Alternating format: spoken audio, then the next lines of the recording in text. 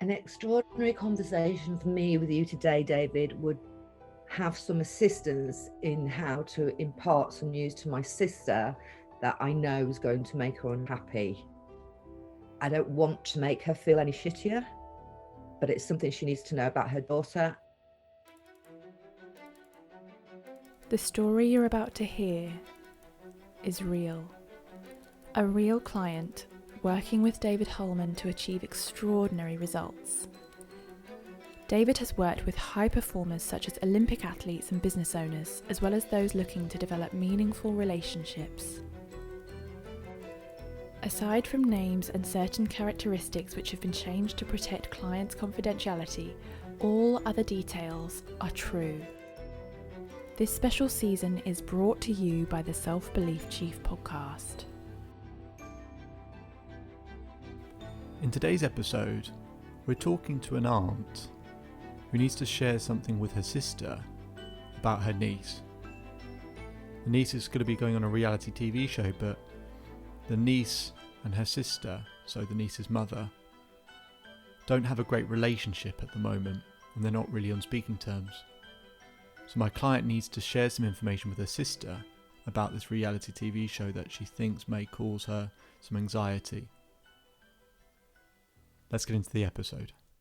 She's gone and got herself a place on these reality TV shows. Mm-hmm. And it sounds like, from what I can understand, one of those Big Brother type things that she may get voted off, she may stay. If she stays, it'll be for 32 days. I'm feeling very, very nervous about telling my sister this information because she's hurting now and it's going to hurt her more. Okay. So just so I understand, so it's your sister's daughter. Mm-hmm. She's potentially going on this, she is going on this particular show.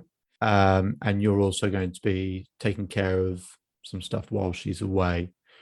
So just so I'm super clear, the specific reason why your sister will be upset is what? Is because refuses to speak to her. So my sister's very upset. And I'm quite concerned about what's going to happen on this show because I've kind of seen some of these reality TV things and we know what they're like. Yeah. And so it's going to be an extra burden for my sister, mm-hmm. But I feel it has to come from me because her husband won't tell her. But I want to be there for her. Mm-hmm. So I feel like piggy in the middle. Yeah, understood. Okay. So the first thing to consider in these sorts of things is you're saying, look, I really don't want to hurt her. In life, we can't really focus on not doing something. It's a bit like if I said to you, don't think of a polar bear. Mm-hmm. What are you thinking of a polar bear? So our brain can't work in the, I don't want to think of this or do this. So it all starts from what we do want to get out of this. Once we know that, then we'll be able to work out a strategy. Now, I'll say up front, we're not going to come up with something that's going to make everyone, it's rainbows and unicorns and sunshine and it's all perfect. But at least if we know what the bullseye is, we can draw a nice straight line that you can go, okay, it's not going to be easy, but that makes sense. So what would you like to get out of this situation? I'd like to get out of it that she knows that she can trust me and be there for her. So yeah, I'd like to get out of it that she knows she can trust me enough to impart information that I feel is important that she should know, and that I'll be there to support her through it. Perfect. Great. That's a really, really good answer. So the bullseye is, as I've written down, she knows she can trust me and that I'll can be there for her as well. Perfect. Okay.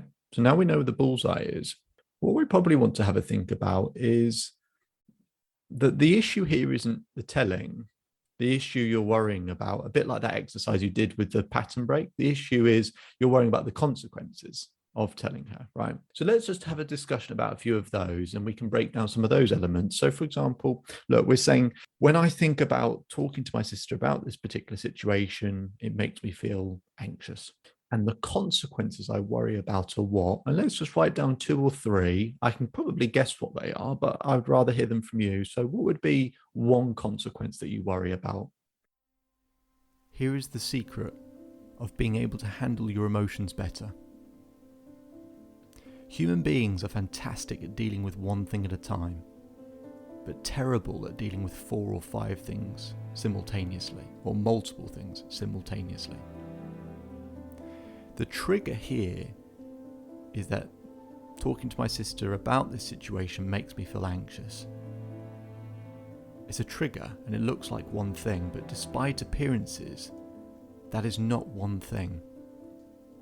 There are various consequences that we're worrying about. There are multiple consequences and worries here that are all contributing to this. So there's 2, 3, 4, 5 different things going on at the same time.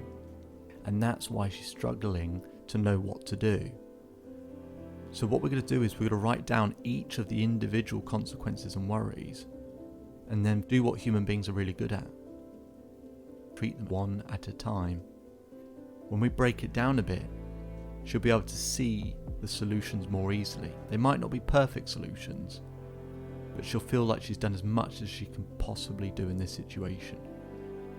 So underneath this trigger, what is she really worrying about?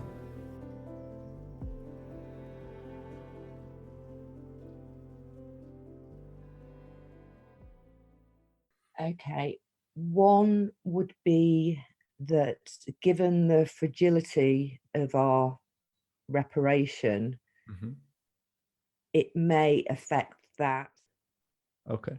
So we're sort of saying, look, if I have to tell this news and worrying about that, we've just about got on a good footing again. Am I going to make things worse in some way, shape, or form? Okay. What would be another consequence that you might be worrying about? That it may affect her mental health even further. And what would be the third? What would be a third consequence you worry about? So we've got, relationship is fragile already. I'm worrying about affecting her mental health. What would be the third one? That I know she's then going to be spending the next month on edge, wondering what the hell is happening to her daughter. Yeah. Good. Okay. So we've got 3 things here. So fragility of relationship, affect her mental health, and a month where she'll be a bit on edge. Okay. So let's do what human beings are good at. Let's look at each of those one at a time, because it's the collective where it's like when you think of sort of all of those things together, it's like, oh my God, I can't even work out what to do. It's just, there's no answer. So let's look at each part individually. So first part we talked about is the fragility of the relationship. Okay. So as we sort of looked at in that exercise that you did in the coursework, come up with rational solutions. Okay. So it might not be a perfect answer, but a rational solution where we go, okay, that would probably make sense, or that would be more helpful if I did that. So if the consequence we're worrying about is, look, I worry about making the relationship worse, what could a rational solution to that part be? So I'm worrying about the fragility of the relationship. We've just got ourselves in a good place. What might the rational solution be? For me, to make it very clear that I will support her through it, because I have no control over how she's going to react towards me. Mm-hmm. So I think the rational solution would be, for me, however she reacts towards me, Mm-hmm. is to not take it personally. Mm-hmm. Absolutely. So yeah, that could absolutely be a rational solution. I'll help you develop that idea as well. So yes, there's an aspect here which is, can we provide unconditional support? Because the reaction that she may or may not have, and we'll try and work out how to be able to influence the situation so the reaction is not too great, but the reaction that you will have, you're absolutely right. In the grand scheme of things, it will have very little, if not absolutely nothing to do with you in this situation. And we all take way too much credit for thinking that things and ways people react are about us. Way too much credit. Way too much credit. It's not really about us, how people react, because if someone's life is going awesome, how do you think they'll react? Right. So it's always about the state that someone is in. So when we talk about support, then we've got to ask ourselves the question, well, what is support?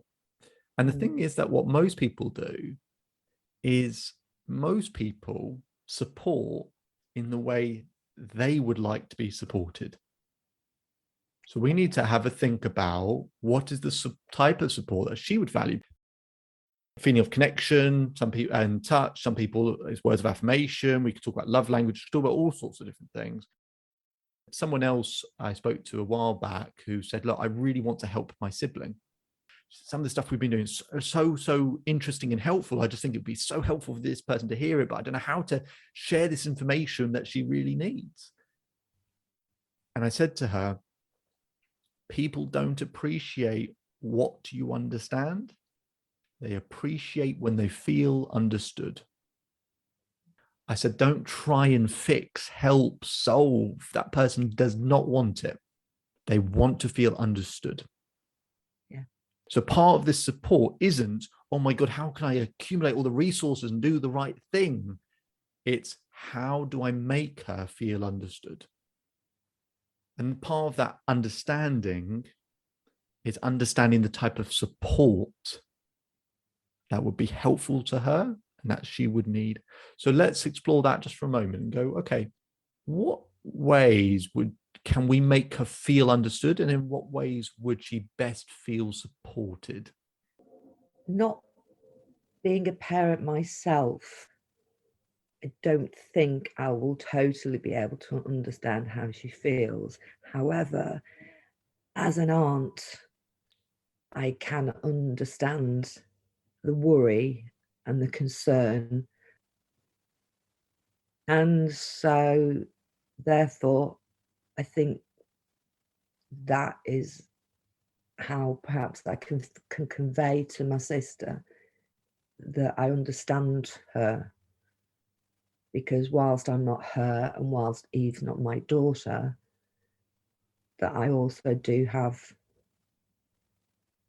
those potential same concerns. On the other hand, that me doing that might reinforce those concerns for her, which I don't want to do. Yeah, and I might also suggest that, you're right. If you're once removed and you're an aunt, then you don't have, sometimes, for example, I have clients that are going through horrific things that I know nothing about. Part of the understanding is saying, I can't possibly understand. And that is part of what understanding is, because many people, and you'll have experienced this as well, where if you're going through heartbreak or you're going through something else, and people talk to you as if they know what you feel right now, but they don't. And you're pissed off and you're like, you have no idea how I feel right now. And you're smiling, and that's good. And part of the reason why that's good is we can sort of do that with your sister as well. Rather than go in and say, look, I know exactly how you feel, we can be honest and say, I don't. I'm sure it's really tough. I've only found out recently myself. I thought about it, and you know what? I can't possibly understand everything that you might feel with regards to this, but I still want to. So what you're then doing is going, right, I'm being honest, and that person's going, right, okay, they're being honest about something that they can't do.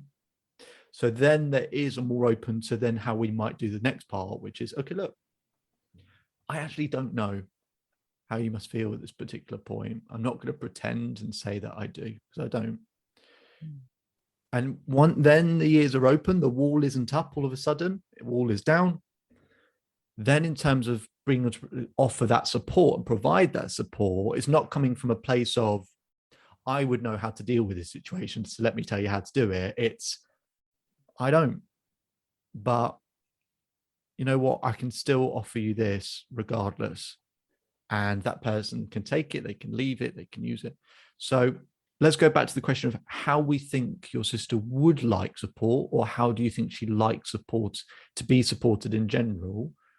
What would you say? Is it to do with the words someone says? Is it to do with physical touch? Is it to do with a gesture? What ways do you think she likes to feel supported, or feel loved is probably a better word, actually?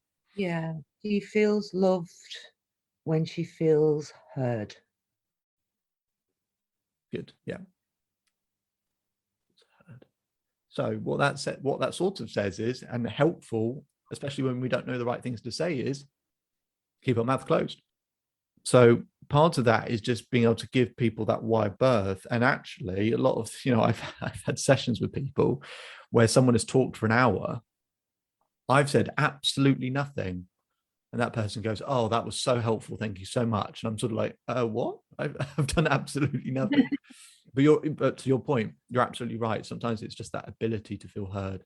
So that fragility of the relationship can be managed by saying, look, I'm not sitting here as a martyr and saying, I know exactly how you should feel and here's what to do, because as you've just said, that's not what she wants anyway. It's doing it from that place of, look, I want to share some news. I'm not in your shoes. I don't know how you feel, truthfully. But look, I'm here to make sure that you get what you need. I'm happy to listen and just be someone that can be there and listen to you when you need to talk to someone about these things. It sounds like that meets a few things. You might still not get the perfect response, by the way, of course, but you have to accept that that person has the sort of the emotional reaction first, which is nothing to do with you. It's just how they feel, and it's a panic. Then that will calm down. And that if you haven't raised the temperature, because what happens is if we raise the temperature because they react in one way and then we get hostile and react back, the invitation that we've provided them in terms of support, when they actually a few days later go, actually, I think I need it, they go, crap, we've just blown the whole thing up. So maybe that invitation's not there anymore. Yeah, which is what happened when we fell out. Right. That's exactly what happened. Exactly. The second part you mentioned, in terms of the effect on her mental health, this can be something that brings you two together. Not straight away, but it could be.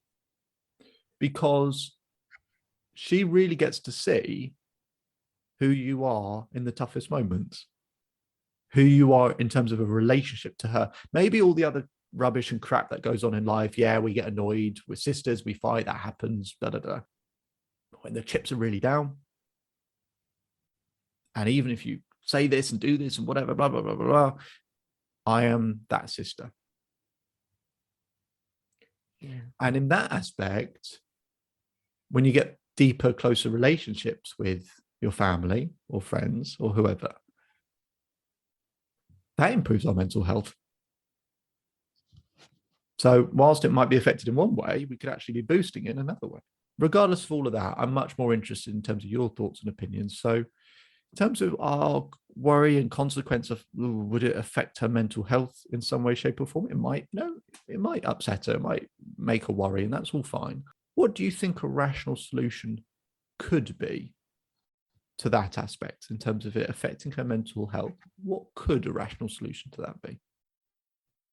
That's quite a difficult one, because my worry at the minute is that she may end up in that place that I was in when I first spoke to you.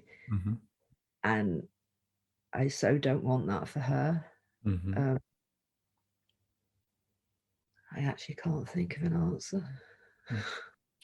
Take your time, no rush at all. What I will say is that in life we can't just hope that we never go through pain. A much better objective is that we go through life knowing how to handle pain. How do we help people feel loved? How do we help people feel supported in these times? I understand the reality show aspect of all of this because there's so much news about various things that happen with regards to those shows. But what's worth saying is it was also a very small percentage. The very much larger percentage, and I'm not a big fan of reality shows. I'm not at all. But the larger percentage is it's fine. It's okay. it's not the completely end of the world. It's just a very small percentage, but I understand why it still feels like a worry. So rather than going, oh my God, how do I avoid my sister having any struggle with her mental health? If I as a coach had the objective of how do I make sure all my clients never experience any pain, I would fail every day. Yeah. So let's not set that objective ourselves. Yeah. So it just goes back to that aspect of, okay, how do I make sure that, and we can reframe it in a different way. What do you think helps your sister with her mental health? I think it helps that, and because I know it's what helps me, and it didn't happen for me. So it's that constant communication, not, oh, are you all right, sweetie? Yeah. But a link to a meditation, or I sent her something yesterday, something that I was doing that's been helping me. And I don't say, try this is great, it works for me. I just send it. Yeah. Yeah. So I think that, I know that kind of thing helps. Yeah. Help her, because she really is not one for being mollycoddled. Yeah. Fine. So if we know something that we go, okay, that helps, success leaves clues. Right. So it might be a case of going, look, okay, I'm just going to make sure you might even do it as simple as, I already sort of do this. What maybe I'll do is each week or twice a week, whatever it might be, I'm going to have it scheduled in my diary as a reminder to go, right, send something out to my sister, make sure I get that done, just so, not mollycoddling her or sort of telling her to do this or that, exactly the way that you described. If you think that's how she's receptive to it, where it's not, you need to do this, it's just this. And you might like it or find it interesting. One of the consequences is just a feeling of a month of being on edge. So again, what might the rational solution be for that one? I quite like to take her away from her environment, because that's not helping. That's where she had her family. I could take her away for a long weekend to a cottage somewhere, or somewhere in nature. Yeah. I know she's been out in nature, so that, because I know from my own experience, being out of the environment that's been torturing you can be helpful. Absolutely. Absolutely. A different perspective. Yeah, absolutely. And I'd like to do that too. I'd like to with her. Yeah. Yeah. It's really just an excuse for you to have a long weekend. But no, absolutely. I think it's a great idea. So I absolutely think it's a great idea. Great idea. So what we've got here, let's just go back through this again. So we've got, look, David, I'm a little bit worried about the fragility of the relationship. We say, look, okay, so here's the situation. I can't possibly understand how you might feel. I can't possibly understand how you might feel about it, but I'm here to listen. That's the first part. Then about her mental health, or whether there'll be effects is, well, look, I actually know little things that can help her with that aspect of it. Doesn't solve everything, but makes it better.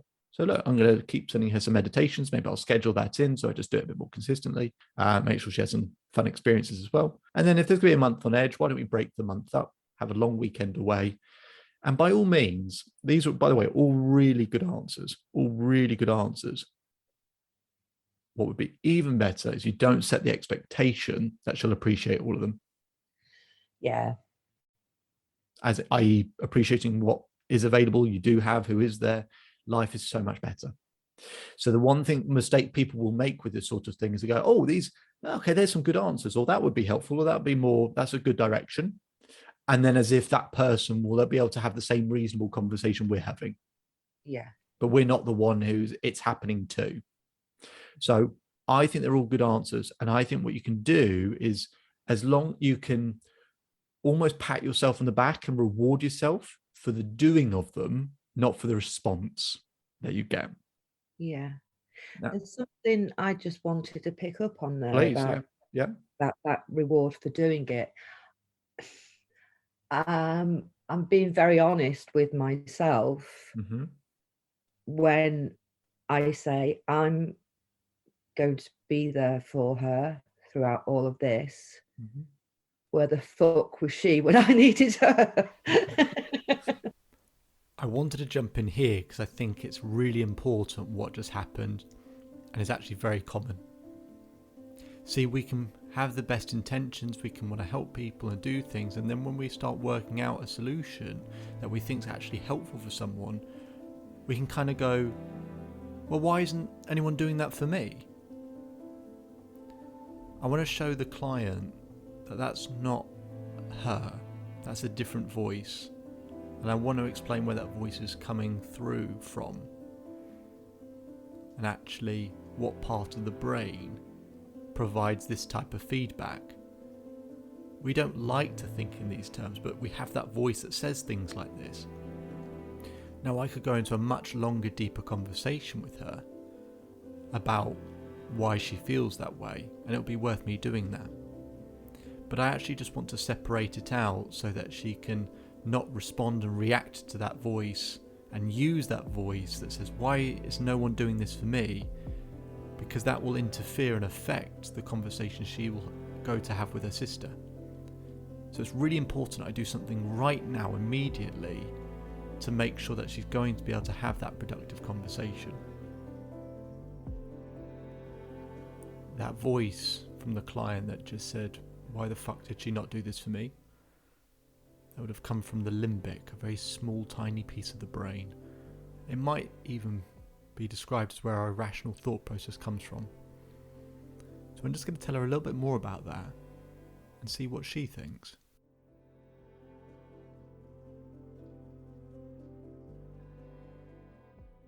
That voice that just shouted off there in that moment, which is, hang on a minute, that is not you. Okay. That is a tiny piece of your brain that goes into survival mode. That part of your brain that just shouted off there is something that goes, well, hang on, for me to survive, not really, but once upon a time this was the case, to survive, I need this trading aspect here. I need to do things, and this person needs to do things for me, and back and forth, back and forth. That needs to happen. That's not true anymore, but our brain is built the same way. Anytime you have that response you've just had, I want you to imagine it's a tiny piece of your brain that you've taken out and you put over here, and it's not you. And I want you to think of, did you have a favorite, I don't know, did you have a favorite toy when you were younger, or a cartoon character, or something when you were younger or little that was just your favorite show? What would that be? Who would that be? It would be Snowy, my teddy bear. Snowy the teddy bear. Okay. This piece of brain is called Snowy the teddy bear. Okay.